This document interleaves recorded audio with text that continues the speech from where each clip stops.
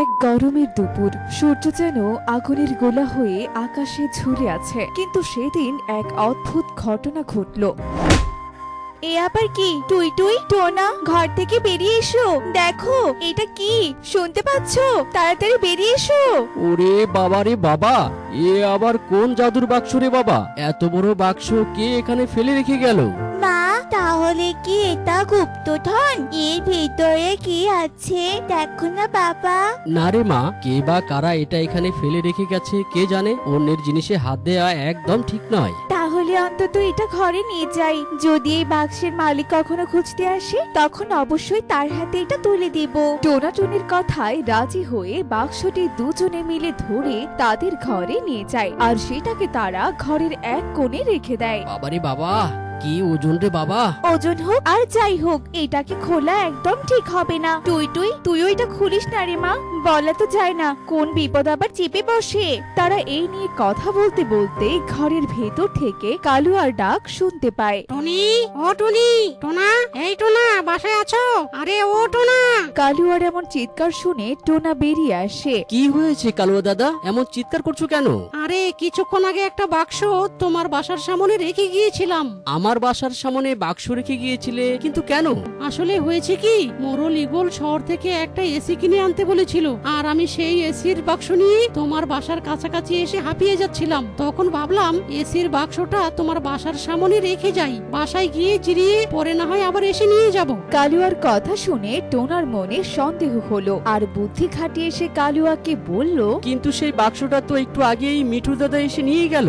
মিঠু এসে বললো আর তুমি তাকে সেটা দিয়ে দিলে। কাজটা কিন্তু তুমি একদম ঠিক করো মিঠু না। টোনা আর কালুয়ার কথাবার্তা শুনে টুনিও ঘর থেকে বেরিয়ে আসে আর কালুয়াকে বলে, মুখ সামলে কথা বলো কালুয়া দাদা। আমরা তোমাকে যথেষ্ট সম্মান করি বলে তুমি যা ইচ্ছে তা বলতে পারো না। আরে টুনি, রেগে যাচ্ছ কেন?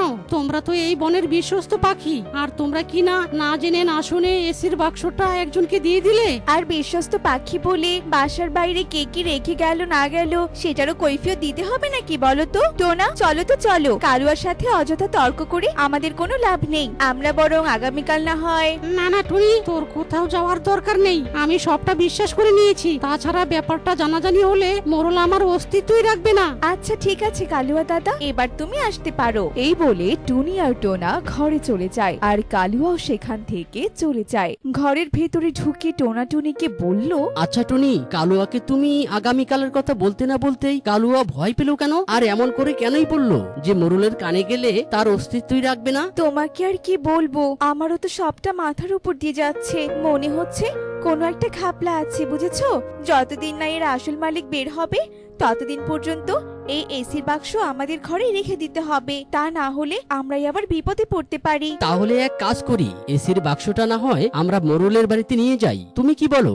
না, আমি যেটা বলেছি সেটাই হবে। তুমি দেখে নিও, কালুয়া এখানে আবার আসবে আমার মন বলছে, আর আমি এই ঘটনার পুরোটাই জানতে চাই। এভাবে একে একে 3 দিন পার হয়ে যায়। 3 দিন পর কালুয়া আবারও আসে টুনিদের বাসার সামনে, আর এসে দেখে টুনি তার ছোট্ট ছানা টুই টুইকে গাছের নিচে দোলনায় দোল খাওয়াচ্ছে। এমন সময় কালুয়া বলে, টুই টুই, টুনি, তোমরা কেমন আছো? বাহ, তোমার দোলনাটা তো দারুণ। হ্যাঁ আঙ্কেল, আমরা খুব ভালো আছি। আর এই দোলনাটা আমার মা আর বাবা মিলে বানিয়েছে। খুব সুন্দর দোলনা। তাছাড়া বনে আজকাল যা গরম পড়েছে, ঘরে তো থাকাই যায় না। আর আমরা তো গরিব পাখি, আমাদের তো এসি কেনার মতো কোনো সামর্থ্য নেই বলো। সেটাও অবশ্য ঠিক আছে। আচ্ছা টোনা কোথায় গেছে? টোনা কি মোরলের বাসায় গিয়েছিল নাকি বলো তো? না দাদা, যাইনি। তাছাড়া তুমি সেদিন অনুরোধ করাতে আমি টোনাকে যেতে নিষেধ করেছি। আমাদের কারণে তোমার কোনো ক্ষতি হবে এটা আমরা কখনোই কামনা করি না দাদা। আচ্ছা কালুয়া দাদা, তুমি সত্যি করে বলো তো ওই এসির বাক্সটা কার ছিল, আর কেনই বা সেটা? এই কথা বলতে না বলতে সেখানে টোনা এসে হাজির হয় আর বলে, কি ব্যাপার কালুয়া, তুমি আজ আবার আমাদের বাসার সামনে? কিছু কি হয়েছে? আরে না টোনা, তেমন কিছুই নয়। শোনো, আগামীকাল তোমরা সকালের নাস্তা সেরে নদীর পাড়ে চলে আসবে, আর সেখানে থাকা বটগাছের নিচে আমি না আসা পর্যন্ত অপেক্ষা করবে, কেমন? কিন্তু কেন?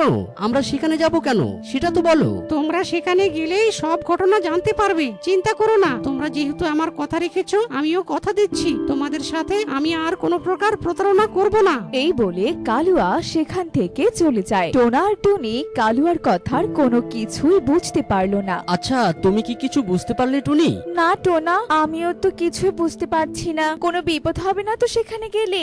আরে না, আপাতত আমার সেটা মনে হচ্ছে না। তবে বলাও যায় না, কারণ কালুয়া সবসময় সত্য বলার পাখি নয়। কখন কি করে বসে তাই ওকে বিশ্বাস করাটাও কঠিন। তাহলে আমরা বরং এক কাজ করি। শুনেছি উত্তরের বনে একজন বড় তান্ত্রিক আছে, আমরা বরং তার কাছে গিয়ে সবটা জানার চেষ্টা করি। হ্যাঁ, আমি ওনাকে ভালো করেই চিনি। উনি হচ্ছেন পেঁচাতান্ত্রিক। তাহলে আমাদের আর দেরি করা উচিত হবে না টোনা, চলো আমরা এক্ষুনি রওনা দিব। মা টুই টুই, তুইও আমাদের সাথে চল, তোকে একা বাড়িতে রেখে যেতে ইচ্ছে করছে না মা। এরপর তারা পেঁচা তান্ত্রিকের বাসার উদ্দেশ্যে উড়াল দেয়। তান্ত্রিকের বাসার কাছে একটি গাছের ডালে গিয়ে বসে পড়ে আর দেখে বাড়ির উঠোনে পেঁচা তান্ত্রিকের সাথে বসে সুন্দরী কান্না করছে। তো তান্ত্রিক মশাই, আমার কালুয়ার যদি কিছু হয়ে যায় তাহলে কিন্তু আমি বাঁচবো না। কালুয়া লোভী হলেও তাকে যে আমি খুব ভালোবাসি। আরে আমি বললাম তো, তুমি নিশ্চিন্তে বাসায় ফিরে যাও। তোমার কালুয়ার কিচ্ছু হবে না। মোরল ঈগল খারাপ পাখি নয়। এরপর সুন্দরী কাক সেখান থেকে বিদায় নিয়ে চলে যায় আর গাছের ডালে বসে থাকা টোনা টুনি ও টুই টুই আচমকা পেঁচার সামনে চলে আসে। আরে টোনা যে, তা হঠাৎ তোমরা এখানে কেন? একটু আগেই সুন্দরী এখান থেকে চলে গেল, এখন দেখছি তোমরা, ব্যাপারটা কি? তখন তারা পেঁচাকে তাদের সাথে ঘটে যাওয়া সব ঘটনা খুলে বলে। তান্ত্রিক মশাই, এবার আপনি বলুন, আগামীকাল নদীর পাড়ে যাওয়াটা কি আমাদের উচিত হবে? সব ঘটনা শোনার পর তান্ত্রিক পেঁচা ঘরের ভেতরে প্রবেশ করে আর একটা আয়না নিয়ে আসে। এরপর বলে, তোমরা ভালো করে তাকিয়ে দেখো তো, কিছু দেখতে পাও কিনা। এরপর টুনি আয়নাটা হাতে নিয়ে দেখে মোড়ল, ঈগল, কালুয়া আর মিঠু মিলে ঈগলের বারান্দায় বসে কি যেন সলা পরামর্শ করছে। আর এটা দেখে তারা তিনজন তো হতবাক হয়ে যায়। খুব অবাক হয়েছো তাই না? ভয়ের কিছু নেই, তোমরা নিশ্চিন্তে আগামীকাল নদীর পাড়ে যেতে পারো। সেখানে তোমরা মোরলকেও দেখতে পাবে। আর যাই হোক, মোরল তোমাদের ক্ষতি করবে এটা অন্তত আমি বিশ্বাস করি না। এরপর তারাও পেঁচার কাছ থেকে বিদায় নিয়ে চলে আসে। কি যে হবে জানি না। যদি এই এসির বাক্সটা না থাকতো তাহলে এত ঝামেলাই হতো না। কি যে মুশকিলে পড়লাম রে বাবা। তুমি অযথাই চিন্তা করছো টোনা, তুমি রেডি হয়ে নাও তো, নাস্তা সেরে আমরা সবাই রওনা দিব। তুমি কি তান্ত্রিকের কথা বিশ্বাস করবে না নাকি বলো তো? এই একটা এসির কারণে যদি আমাদের শাস্তি হয়, আমরা তা মাথা পেতে নেব। এরপর তারা সকালে নাস্তা সেরে কালুয়ার কথা মতো যথারীতি সেই নদীর ধারে বটগাছের নিচে নামতেই দেখে সেখানে একটি বড় ছাতার নিচে একটি চেয়ারে ঈগল বসে আছে আর তার পাশে টেবিলে রাখা হরেক রকমের ফলমূল। আরে টোনাটুনি, তোমরা এসেছো? ছোট্ট ছানাটা বুঝি তোমার মেয়ে? হ্যাঁ মোড়ল মশাই, ও আমাদের মেয়ে টুই টুই। কিন্তু আপনি এখানে কি করছেন? তোমরা খুবই অবাক হয়েছো তাই না? আর অবাক হওয়ারই কথা। যাই হোক, তোমরা ফলমূল খেতে থাকো, আমি একটু ঘুমিয়ে নেই। তোমরা নিশ্চয়ই কালুয়ার কথাই এখানে এসেছো তাই না? হ্যাঁ মোরল মশাই, হ্যাঁ আপনি ঠিকই বলেছেন। তাহলে তোমরা কালুয়া না আসা পর্যন্ত অপেক্ষা করো আর আমাকে ডাকাডাকি করো না কিন্তু। এই কথা বলে মোড়ল চোখ বন্ধ করে বিশ্রাম নিতে থাকে। দেখতে দেখতে দুপুর গড়িয়ে বিকেল হয়ে যায়। দুটি পাখি আমাদের দিকে আসছে। হ্যাঁ, তারা আমাদের দিকে আসছে, দেখো। টুনি, বাইরে ভীষণ রোদ, তুমি ছাতার ভিতরে আসো, ওরাও সরাসরি এখানেই আসবে। তার পরপরই সেখানে কালু আর মিঠু উপস্থিত হয়। টোনাটুনি তখনও কোনো কিছুই বুঝতে পারে না, তারা শুধু তাকিয়ে রইল। সব কাজ ঠিকঠাক করে এসেছো তো? হ্যাঁ মরল মশাই, সবকিছুই সুন্দর করে সাজিয়ে দিয়ে এসেছি। এই ব্যাপার কালুয়া, তুমি কিছু বলছো না যে? অনেক বেশি লজ্জা পেয়েছো তাই না? টনি, টোনা, আমাকে ক্ষমা করে দাও, আমাকে ক্ষমা করে দাও। কিন্তু কেন দাদা, হয়েছেটা কি? কি হয়েছে সেটা আমি বলছি।